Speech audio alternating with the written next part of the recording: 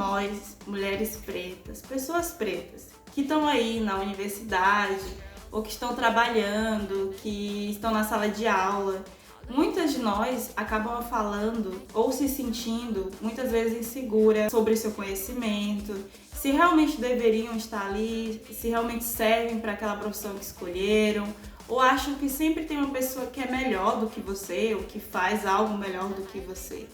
Essa insegurança, ela tem um motivo. E hoje eu vou te mostrar o que é essa insegurança, essa meio que bafo aqui, uma pitada de ciência, tem a ver com tudo isso que a gente está falando. Oi, eu sou a Carla, eu sou aluna de doutorado em Física e esse aqui é o canal A Física Preta.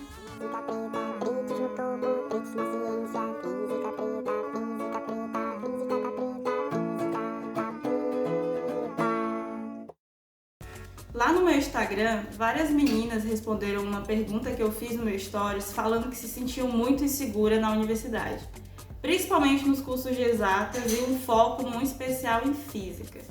Afinal, me diz você quantas vezes aí na sala de aula o professor já fez uma pergunta, você sabia a resposta, estava na ponta da língua, mas você não respondeu porque você achava que estava errado. E aí logo em seguida uma outra pessoa vai lá, responde o mesmo que você estava pensando e você descobre que essa resposta era certa.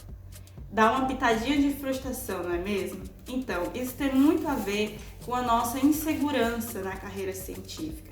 Mas isso tem um motivo. E esse motivo, meu amor, não é você, não é culpa sua. Eu trouxe aqui algumas falas de alguns pensadores ao longo dos anos aí de ciência. E alguns filósofos lá na época do Iluminismo diziam coisas dessa forma. Eu vou ler aqui para vocês, tá? O seu rosto negro parece-nos horrível. A sua inteligência parece-nos limitada. Os seus gostos são vis. Pouco nos falta para que o tomemos por um ser intermediário entre o animal e o homem. Quem disse isso foi um filósofo da época do Iluminismo, que o nome dele é Tocqueville. Além disso, outra frasezinha aqui, olha só. Estou em condições de suspeitar serem os negros naturalmente inferiores aos brancos. Praticamente não houve nações civilizadas de tal compleição, nem mesmo qualquer indivíduo de destaque, seja em ações, seja em investigação teórica.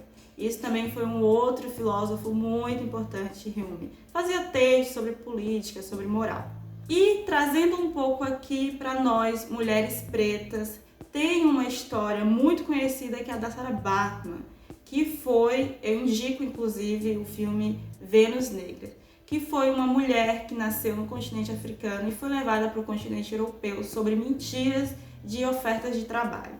Mas chegando lá ela foi obrigada a se apresentar como um animal selvagem enjaulado. Um cientista especial, George Cuvier, ele estudou o corpo de Sarah Bachman e de várias outras pessoas negras após a sua morte. E quando eu falo estudou o corpo de Sarah, eu estou falando que ele basicamente dissecou a Sarah, pegou todos os seus pedaços, inclusive as genitálias, e expôs em um museu como se fosse um ser qualquer. Ele estudava e tirava medidas de crânio, medidas do corpo para tentar justificar uma hipótese que ele tinha, que era basicamente que o povo preto é a raça humana mais degradada, cujas formas são grosseiras e cuja inteligência não agrega nada e não leva a um governo regular.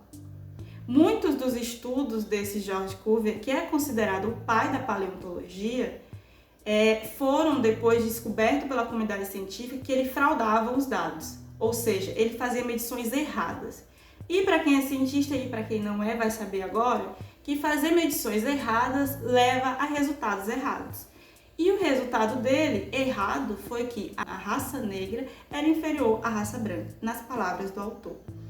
Essa conclusão errada de George Cuvier e de outros pensadores, dos pensadores ali do Iluminismo, deu o pontapé inicial para uma coisinha que aconteceu aqui no Brasil, que foi o processo de eugenia, que era basicamente, falando em língua solta, um projeto que tinha no Brasil de extinguir todos os negros, todos, através do embranquecimento dessa população, para poder serem elevados a uma raça superior. A gente já sabe que hoje isso se trata de racismo científico. Mas o problema é que as consequências desses estudos, elas estão aí, perdurando até hoje. Quer uma dica? Coloca aí no Google pessoas inteligentes e são essas imagens que vão aparecer. E se você pesquisar cientistas, são essas imagens que vão aparecer. Pessoas majoritariamente brancas. Então, desde que a gente nasce, que a gente é criança, foi construído na nossa cabeça a ideia de que o ser inteligente, o ser superior, o dominador das artes eram pessoas brancas. E que nós, pessoas negras, eram desprovidas de qualquer inteligência e caráter científico. E é exatamente por isso que a gente tem essa autoestima um pouco abalada. Para não dizer muito abalada. Eu mesma, ao longo da minha trajetória enquanto graduação, mestrado e agora doutorado em física, várias vezes me senti inferior aos meus colegas, achava que aquele espaço não era para mim, ou que eu não aprendia as coisas, que eu nunca ia aprender, que eu não ia dar conta.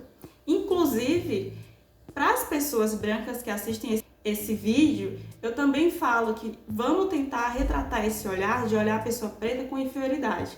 Porque, por exemplo, quando eu criei o canal, uma das primeiras comentários que surgiu lá foram de pessoas me pedindo para justificar o meu conhecimento. Como se alguém chegasse no doutorado em física sem saber física, né? Por favor. Mas o vídeo de hoje a gente vai começar a trabalhar essa nossa autoestima. E isso vai ser feito como? Resgatando a nossa história. E para falar sobre isso, a gente vai falar sobre uma das 7 maravilhas do mundo antigo, que são as pirâmides, meu amor. E é por isso que eu tô com essa make aqui, essa tentativa de Cleópatra, né?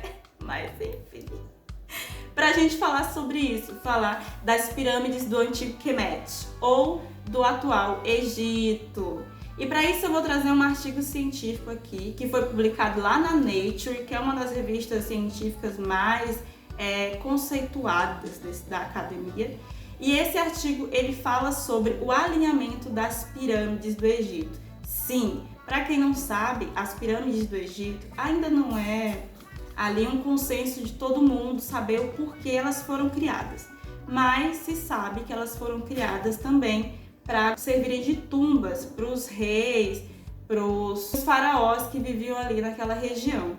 Mas além disso, as pirâmides elas foram construídas de tal maneira que elas se alinham quase que perfeitamente com os pontos cardeais, que são basicamente, né, como o El Chan fala, norte, sul e leste, oeste. Música do El Chan, edição. De norte a sul, de leste a oeste, todo mundo mexe, todo mundo mexe. Primeira coisa que a gente vai olhar aqui é essa figurinha que vai ficar aqui para vocês, onde a gente tem aqui no eixo Y os valores de ângulos que correspondem aos desvios desses ângulos em relação ao norte. O norte ele é descrito aqui nesse eixo Y pelo zero, essa linha que está cortando o zero. Embaixo a gente tem no eixo X os anos em que essas pirâmides foram construídas. Aqui eles pegaram pirâmides que datam de 2600 a.C. até 2450 a.C. Ou seja, esses pontos que vocês estão vendo no gráfico de 1, 2, 3, 4 até 8 são pirâmides que foram construídas ao longo desses 150 anos de história. E se vocês observarem com atenção esse gráfico aí, que é desse artigo, vocês percebem que essas pirâmides 1, 2, 3, 4, 6 e 8, elas ficam perfeitamente alinhadas numa reta. Essa linha reta foi colocada pela autora do artigo para a gente poder ter uma guia para o olho.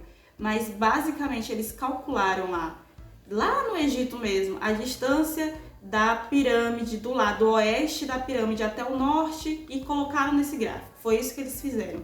E eles perceberam que todas essas pirâmides caíam em uma linha reta, com exceção de duas, as pirâmides 5 e 6, que se não me engano eu vou colocar o nome das pirâmides porque eu acabei esquecendo. Outro dado importante aqui é que se a gente observar, essas pirâmides, elas vão ali, quando você vê o 1, ela está afastada do 0 numa medida de menos 15 graus. Mas quando você olha ali a 4, ela está afastada do 0 de uma medida de arco ali de mais ou menos 3 minutos de arco. Ou seja, à medida que eles foram evoluindo no tempo, eles foram construindo pirâmides cada vez mais próximas do norte verdadeiro. Ou seja, eles foram adquirindo uma precisão cada vez mais exata na conta que eles fizeram. E isso é muito interessante. Por que é interessante? Porque, gente, nessa época não existia bússola. E os egípcios não sabiam o que era norte e o que era sul. Então, como que eles se orientaram para construir essas pirâmides? Essa é uma das perguntas que muitos cientistas tentam resolver. E foi por isso que eu trouxe esse artigo dos anos 2000, porque ele é o mais recente e ele traz uma das teorias mais recentemente aceitas. As teorias antigas é que os egípcios eles usavam o Sol como linha base para construir essas pirâmides. Mas tem um problema. De fato, quando se olha no gráfico desse artigo, você vê que as pirâmides elas estão bem mais orientadas no lado oeste do que do lado leste. E, a princípio, isso tem um motivo. Por exemplo, os egípcios eles cultuavam o deus Ra, que era o deus do sol. E o sol se põe no lado oeste, que na cultura egípcia eles acreditavam que o sol morria e renascia toda manhã.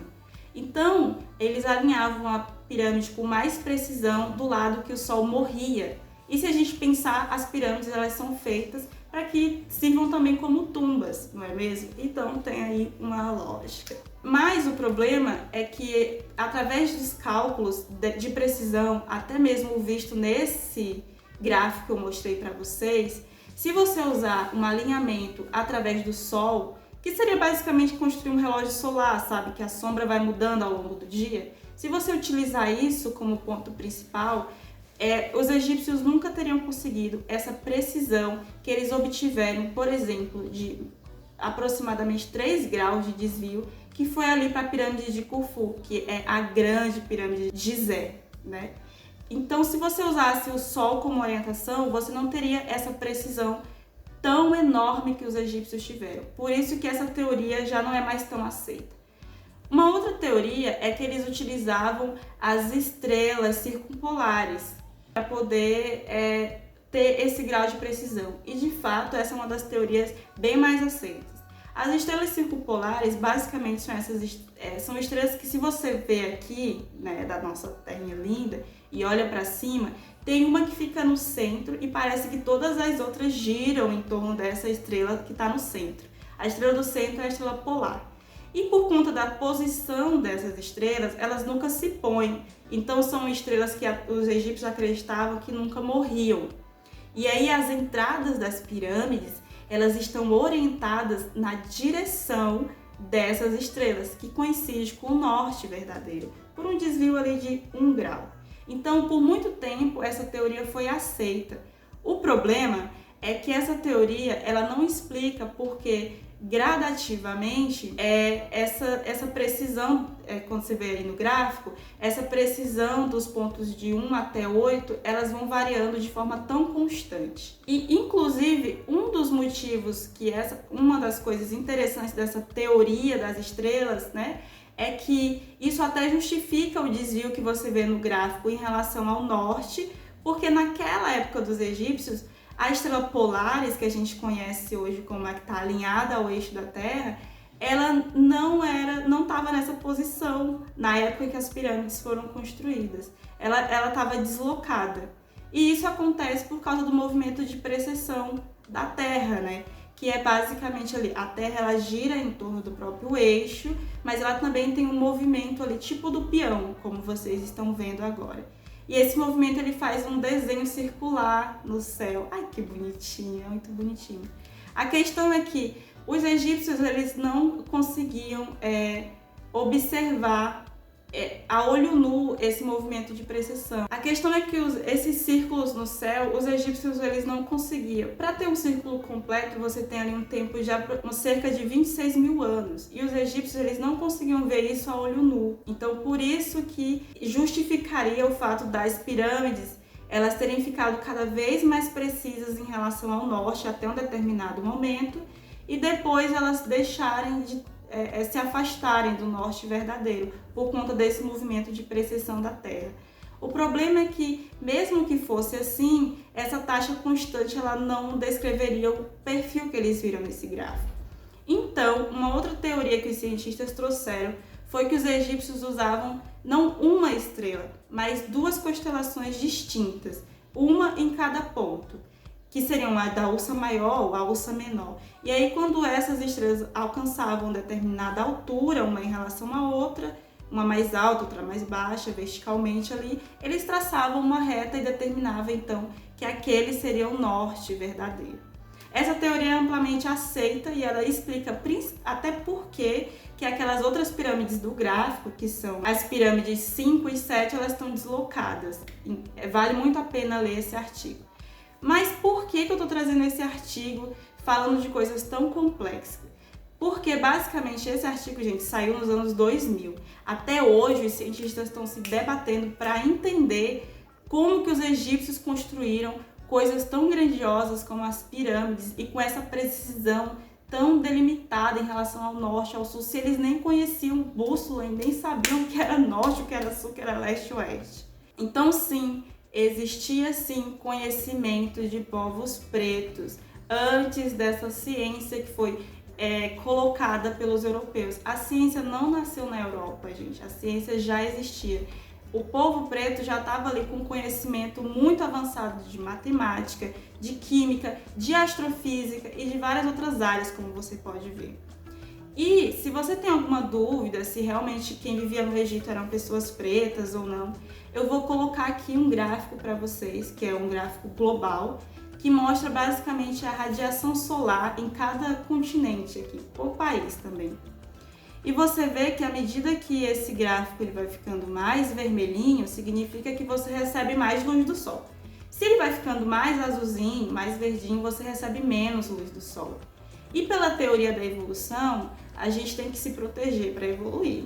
Então, pessoas que vivem em lugares que recebem muita luz do sol tendem a ter mais pigmento na pele. E à medida que elas vão se afastando desses lugares que recebem muito pigmento, muita luz do sol, vai diminuindo o pigmento para facilitar a síntese ali das vitaminas A e E, enfim. O que isso significa? Significa que ali, nesse ponto que você vê, por exemplo, no continente africano, que é muito vermelho, é ali que ficava o Egito. Ou seja, as pessoas que viviam ali tinham bastante pigmentação na pele. Eram pretas, meu amor. Falando assim na língua solta, eram pretas. Eram os seus ancestrais, eram os meus ancestrais. Então, quando você tiver dúvida se física é para você, se ciência é para você, se matemática é para você, se química é para você, se você pode ser um cientista, lembre que essas maravilhas como as pirâmides foram construídas pelos seus ancestrais, pelos nossos ancestrais. Nós já dominávamos há muito tempo atrás a ciência, a matemática, a física.